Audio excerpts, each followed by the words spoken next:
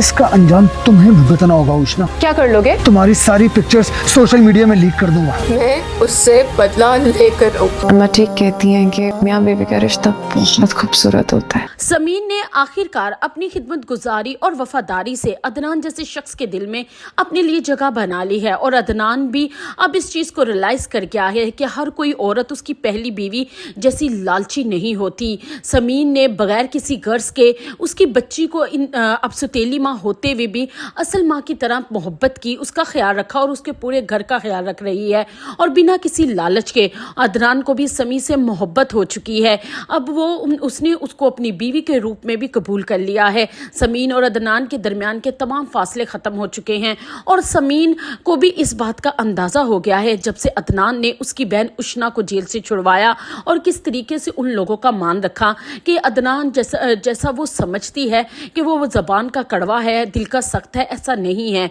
वो सिर्फ़ और सिर्फ हालात की वजह से ऐसा हो गया था, लेकिन वो अंदर से बहुत अच्छा मर्द है। समीन को भी अब अपनी बड़ों की बातों पर यकीन आ गया है और वो अदनान को कहेगी।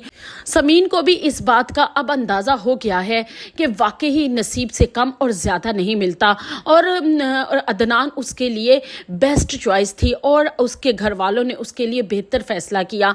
और उसकी माँ सही कहती है कि मियाँ बीवी के रिश्ते बड़ा मजबूत होता है, दुख सुख का साथी होते हैं दोनों। और दूसरी तरफ समीन की छोटी बहन उष्णा के साथ जो धोखा कमाल ने किया है, उष्णा उसे कभी भी माफ़ नहीं करेगी। कमाल को फ़ोन करेगी और कहेगी कि जो तुमने मोहब्बत के नाम पर मेरे साथ खेल खेला है मैं तुम्हें कभी माफ़ नहीं करूँगा। लेकिन कमाल तो कमाल है, वो भी आगे से उसको टका के जवाब दे देगा कि अगर उसने उसके खिलाफ कोई भी कार्रवाई की या उसे बदनाम करने की कोशिश की तो वो उसकी जो पिक्चर जो उसने सेंड की थी सोशल मीडिया पर वायरल कर देगा, फिर वो किसी को भी मुंह दिखाने के लायक नहीं रहेगी।